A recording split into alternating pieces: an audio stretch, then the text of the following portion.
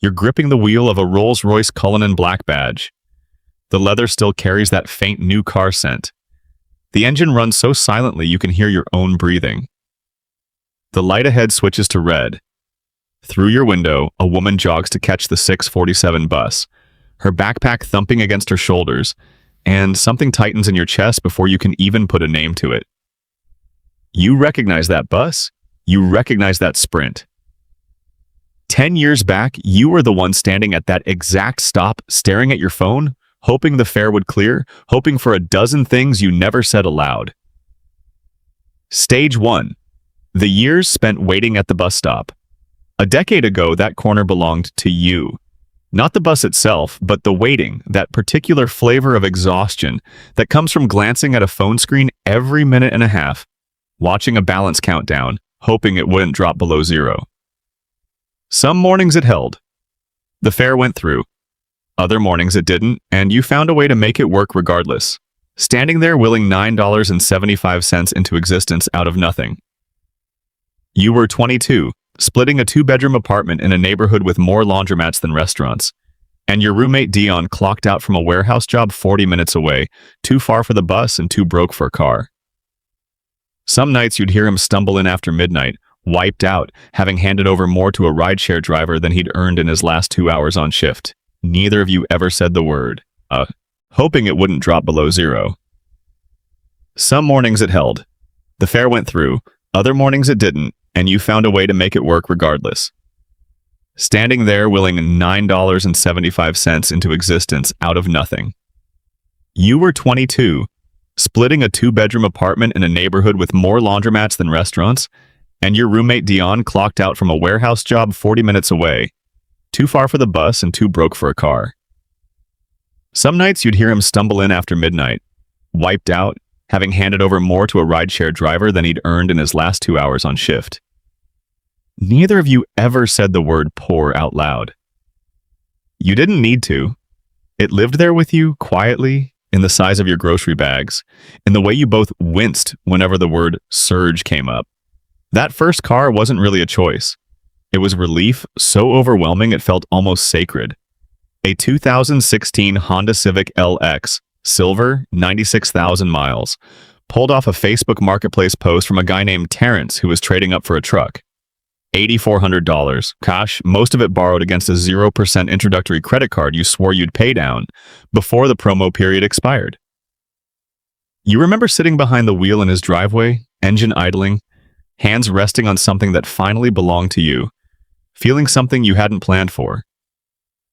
Not quite pride, just the absence of dread. And that absence was more than enough. You and Dion split gas money that first winter, $20 at a time, whoever had it covering the pump. You learned to read that dashboard the way sailors read storm clouds. The check engine light flickered on twice, and both times you sat there with your hand on the key for a full minute before turning it, hoping it was nothing. Both times it was. You didn't chalk that up to luck, you chalked it up to a system finally working as hard as you were. The upgrade arrived 2 years later, and it arrived quietly, not a leap, but a small step sideways into something a bit better. A 2021 Toyota Camry SE financed, $16,000 spread over 4 years. The first car with Apple CarPlay, the first with seats that weren't cloth. You noticed the leather before you noticed the payment. That was the trick of it. Comfort showed up first. The number followed a few days later on a statement you read standing at your kitchen counter while your coffee went cold. By 28, your income had settled into a rhythm, a paycheck landing every other Friday, growing a little each year, enough that you stopped scrounging quarters at the laundromat. That was the year of the F-150. Nothing flashy, just practical. $40,000 financed at a rate that today would run close to $770 a month for something similar. Real money disappearing every 30 days whether you drove it or not. You told yourself it was for the commute, for hauling furniture when your sister moved, for finally being someone who didn't need anyone's help. All of that was true. What was also true, quieter, but just as real, was that for the first time you weren't merely surviving your car payment, you'd finally found something like peace with it. You stopped flinching at warning lights, you stopped splitting gas money with anyone. The dread that used to live at that bus stop no longer had anywhere to sit. But peace, it turns out, rarely stays simple for long. Somewhere between the Camry and the F-150, a new feeling had slipped in behind the relief. One you hadn't invited. One that didn't care how far you'd already come. It started as a glance across a parking lot, a badge on someone else's grill catching the light just slightly differently than yours did. Stage 2. Reputation on 4 wheels. That badge belonged to a coworker from sales named Hull, who parked his 5 Series 2 spots over from your F-15. Oh, every single day like it had been reserved for him, personally. You never asked the price, you didn't need to. The way people said his name in meetings had shifted since he bought it, a little more attention, a little less interruption. You noticed, you told yourself you hadn't. Then you went home and stayed up until midnight researching trim levels. The BMW arrived 8 months later, $49,000, financed. The day you drove it off the lot, something clicked into place that the F-150 had never given you. This wasn't comfort. It was closer to permission. Rooms felt different when you walked in behind that grill. You told yourself the extra $310 a month bought reliability, resale value, German engineering. You didn't say out loud the real thing it bought, which was a version of you that people started assuming existed before you'd even opened your mouth. By then, you'd met Renata, a physical therapist running her own practice out of a strip mall clinic, driving a Tesla Model X because, as she put it, it made sense for her taxes, a business write-off dressed up as a personality trait. You liked that about her. You liked that she never once asked what your car cost. You liked even more how the two of you looked pulling up to a restaurant together, her falcon wing doors lifting like something out of a movie neither of you could quite afford to be in yet, everyone on the sidewalk turning to look anyway. That was the year the math stopped being about necessity. You were both earning real money, 6 figures combined, and somewhere between what you actually needed and what you technically qualified for, the decision made itself. His and hers. You got the Mercedes-Benz G63 AMG. Renata got the G-Wagon in the cream shade she'd wanted since she was 19. $210,000 combined, financed at rates neither of you had fully worked through before signing, because the salesman had a way of making the paperwork feel like a formality rather than a decision. For a while, it was everything you'd pictured back at that bus stop a decade earlier, standing in the cold doing math with spare change. You'd arrived. People treated you differently at the valet stand. Both car doors closed with that heavy, expensive thud that told you, every single time, that you'd made it. Nobody warns you about the invisible math. Not the payment itself, you already understood that part. It's everything underneath it. Full coverage on 2 vehicles like that runs well past $2,000 a year each, before you even factor in tires that cost more than the engine repair on your very first car. Service appointments that require scheduling weeks out instead of walk-ins. Insurance renewal envelopes that arrive heavier than they have any right to be. The one for the G-Wagons landed on your kitchen counter on a Tuesday, and you didn't open it right away. You already knew. You did the math that night anyway, at the same counter where you used to read your Camry statement over cold coffee. Combined car value, over $200,000. Combined household net worth, if you were honest with the spreadsheet instead of the feeling, nowhere close to where $200,000 in cars ought to sit. There's a rule any financial advisor will tell you if you ever bother to ask one, and you never had. Your vehicles combined shouldn't exceed 10 to 15% of what you actually own. Your home equity, your investments, the number that exists whether or not anyone's watching you drive. You weren't at 15%. You weren't close. Renata found you still at the counter past midnight, the letter open in front of you, and she didn't say anything triumphant or accusing. She just sat down across from you. And for the first time in 2 years, the conversation wasn't about which car to get next. It was about what the cars had quietly been costing you, and what it would actually take to own something instead of just being seen inside it. Stage 3, when the car stopped being just a car. The G-Wagons didn't vanish that week. They disappeared gradually over the next 2 years, the way expensive mistakes usually do. Sold off, refinanced, replaced with something sensible instead of something that made a statement. You and Renata stopped buying reputation and started building a business. Her clinic became 3 clinics. You put your bonus into an S&P 500 index fund instead of a lease, quietly, the way nobody applauds a Tuesday transfer. Nobody congratulated either decision. That was fine. You weren't doing it for applause anymore. It took longer than either of you expected. Roughly 6 years of decisions nobody bothered to film. And somewhere along the way, without a single dramatic morning marking the change, your net worth stopped being a number you avoided and became one you actually knew, the way you know your own weight or your blood pressure. 8 figures, not from one lucky break, but from 100 boring ones stacked on top of each other. You remember exactly where you were when your wealth manager, a calm, unhurried woman named Colette, who handled money the way some people tend aquariums, patiently, without panic, told you the portfolio had crossed $11 million. You were in a parking garage in Miami, engine running, and you felt nothing close to what you'd expected. No fireworks, just a strange quiet, like a room you'd been shouting in for years had finally gone silent. The Rolls-Royce Cullinan Black Badge arrived 4 months after that call. $450,000. And for the first time in your life, buying a car didn't require a loan calculator open in another tab. You paid for it the way you used to pay for groceries. Checked the number, felt nothing shift in your chest, moved on. That absence of feeling was itself the strangest part. It's quiet in there, that's the thing nobody tells you about cars at this level.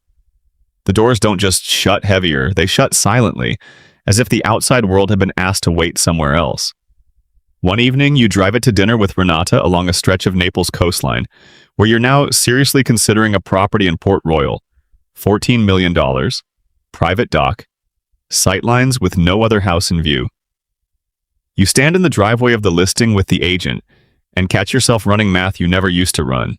Not what you can afford, but what maintaining a $14 million house does to a portfolio, quarter over quarter, decade over decade. The numbers stopped frightening you. They simply became another variable. Renata wears a Patek Philippe Nautilus on her left wrist now, a watch that appreciated the moment she put it on, unlike every car either of you has ever owned. She carries a Hermes Birkin 30 to client meetings, not because anyone at the clinics would notice the difference, but because at this altitude, some purchases stop being about being noticed at all. That's the part that surprised you most. The G-Wagon era was loud because you needed someone to see it. This era is quiet because you don't. And yet, sitting in the Cullinan at a red light on Route 9, waiting for it to change, you feel something you didn't expect to feel again. You watch a woman jogging to catch the 6:47 bus, backpack bouncing, and your chest tightens in a way that has nothing to do with money and everything to do with distance. You know that bus, you know that stop. 10 years ago, it was yours. And some nights, inside this quiet leather cabin, you miss the version of yourself who didn't yet know what any of this would cost. Because here's the part nobody warns you about. At this level, the invisible costs don't disappear, they just change shape. A scratch on a car like this isn't an inconvenience anymore. It's tens of thousands of dollars evaporating off a fender. The technicians who service it need appointments booked weeks in advance. The insurance alone could cover an entire year of what your first Camry cost you outright. You've traded the dread of not being able to afford something for a new kind of vigilance. The dread of losing something that can never simply be replaced. The light turns green. You drive forward, and somewhere past the beach road, past the Nautilus and the Birkin and the number Colette read out to you in that parking garage, a new question starts forming. One about what happens when the car itself stops being something you own and starts being something that owns a piece of you in return. Stage 4. The vault on wheels. That question follows you home from Route 9, and it's still there 3 weeks later when a call comes in from a man named Osri, who handles private acquisitions for a handful of clients most people will never hear of. He doesn't sell cars. He allocates them. That distinction takes an entire conversation for you to fully understand. You'd quietly expressed interest through Colette in a Ferrari? Nothing specific. Just interest the way you once expressed interest in a Camry to a dealer who genuinely wanted your money. Osri explains patiently that it no longer works that way. The waitlist isn't really a waitlist, it's a review. The brand studies your existing collection, your history, your relationships, before deciding whether you're the kind of owner they want, representing the badge. Somewhere in that call you realize you're not the buyer in this relationship. You're the applicant. 6 weeks later, you're approved for an allocation, not a purchase, an allocation of a car, built to your specification, one of only a handful that will ever exist. You feel something you haven't felt since the Civic. Pure, uncomplicated joy, uncomplicated by a payment or an interest rate. Except this time, the joy carries a different texture. It isn't relief, it's recognition. Someone, somewhere, decided you belonged. The McLaren P1 rolls into the garage that same year, bought at auction from an estate sale in Aspen. Low mileage, service history. So thorough it reads like a medical chart. Fewer than 400 were ever built. You learn to check the tire pressure the way you once checked the oil on the Civic, except a full set of tires for this car costs more than your first car did outright, and the compound wears down faster than you'd expect, because it was never built for ordinary Tuesdays. It was built for one very specific kind of afternoon, maybe 6 times a year. You stop driving both cars the way you drove the F-150. You start handling them the way a curator handles a painting, constantly aware of what a single mistake would cost. A scratch on the P1's carbon fiber panel isn't a trip to the body shop, it's tens of thousands of dollars gone in the time it takes to flinch. You find yourself avoiding parking garages entirely now, circling blocks in Naples, searching for a spot with nothing on either side, the way you once circled a Walmart lot in the Civic, looking for a space near the cart return so nobody would ding your door. Renata notices the shift from ownership to guardianship before you do. She mentions it one night, almost offhand, while removing the Nautilus and setting it on the dresser. "You don't really own these anymore," she says. "You just get to keep them safe for a while." You laugh, but she isn't wrong. Even the insurance paperwork now requires a specialist, someone who understands agreed value policies instead of standard ones, because an ordinary adjuster wouldn't know what to do with a car that has no comparable sales in the last 4 years. There's a version of you, the one at the bus stop, the one splitting gas money with Dion, who would look at this garage and see nothing but madness. 2 cars worth more than most houses in the town you grew up in, and you're more careful with them than you've ever been careful with anything. But sitting in the Ferrari the day it finally arrives, engine ticking as it cools in the driveway, you understand something you could never have explained to that earlier version of yourself. These aren't expenses anymore. They're appreciating, protected, insured like fine art, moving in value in the opposite direction from every car that came before them. The P1 has already gone up in value since the estate sale. The Ferrari will be worth more than you paid before you've even put 1,000 miles on it. That should feel like winning. Some nights it does. Other nights you catch yourself standing in the garage at 11 o'clock, walking a slow lap past both cars with a flashlight, checking for something, condensation, a hairline crack, anything at all. The same ritual you once performed with the Civic's check engine light, except the stakes have multiplied 1,000 times over. The fear has stayed exactly the same size. Some nights you wonder what it would feel like to stop checking, to stop owning anything capable of being damaged, insured, allocated, protected. You wonder what waits on the other side of needing nothing that requires a garage at all. Stage 5. The circle closes. The answer arrives quietly on a Thursday, when Osri calls again, not about a car this time, but about a driver. He mentions it the way you'd mention a dentist referral, casual, offhand, as if it isn't the strangest sentence anyone has ever said to you. A man named Callum, formerly with a private security firm out of DC, available full-time, arrives with his own vetted vehicle, works around your schedule instead of the reverse. You almost say no out of pure habit. Then you remember the flashlight, the 11 o'clock laps around the garage, the specific exhaustion of guarding something instead of actually using it. You say yes. That first morning, Callum drives. You sit in the back of a car you don't own, don't insure, don't check for hairline cracks at midnight, and you feel something loosen in your chest that's been tight since the Cullinan first went silent beneath you. You don't even know the make. You didn't ask any more than you'd asked during the 8-figure conversations with Colette, or when the Nautilus appeared on Renata's wrist, or when the P1 went to sleep under its cover in the garage. That's the moment you realize you've crossed into somewhere entirely new. You've stopped needing to know. The Naples house closes that same season, the one in Port Royal, private dock, $14 million. The number that used to make your stomach drop is now just a line item Colette mentions between 2 others. You and Renata host people there now. People whose names you recognize from business headlines, whose net worth you'll never ask about, because at this altitude, nobody asks. A man at your own dinner table mentions, without hesitation, that he flew in on the Gulfstream G650ER that morning from Teterboro, the same way you might once have mentioned catching the 647 bus. You don't blink. You've begun to understand that the currency has changed entirely. It was never really about the car. It was never really about the house. It's about how little either of them requires your attention anymore. You fly out to the coast for a wedding, and this time it's a jet chartered through a fractional ownership program Colette set up years earlier as a tax-efficient alternative to owning outright. The kind of decision that used to terrify you and now barely registers as a decision at all. Somewhere over the Gulf sitting in the cabin, you think about Dion splitting gas money in a Honda Civic that doesn't even exist anymore, sold years ago to a college kid for parts. You wonder if he'd recognize you. You wonder if you would recognize yourself. Callum picks you up at the private terminal. You don't ask what he's driving. You get in, settle back, and somewhere on the drive home, stopped at a red light on a stretch of road that could be anywhere, you look out the window and see a woman jogging toward a bus stop, backpack bouncing, checking her phone the way you once checked yours, hoping the fare clears, hoping for a dozen things she isn't saying out loud. You know that stop, S. You know that stop. You know that sprint. 10 years ago, that was you, standing in the cold, doing math with spare change, wondering if any of this was even possible. The light turns green.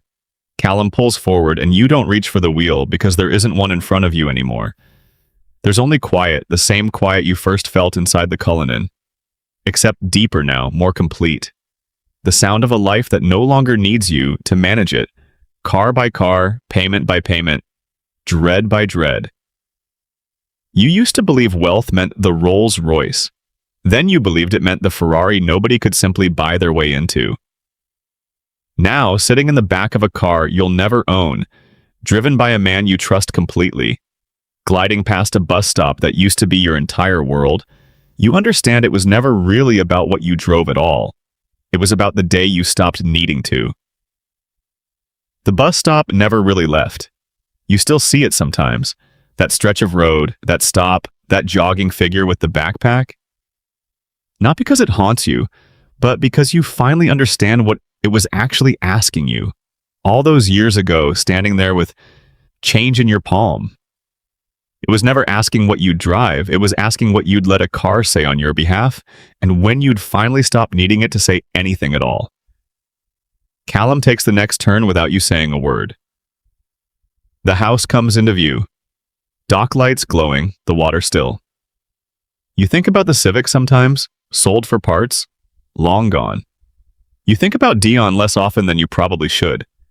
Somewhere behind you, someone is still standing at that stop, checking their phone, doing math with spare change. Quietly, you wonder what they'll let their first car say for them, and what it will cost them the day they finally stop listening.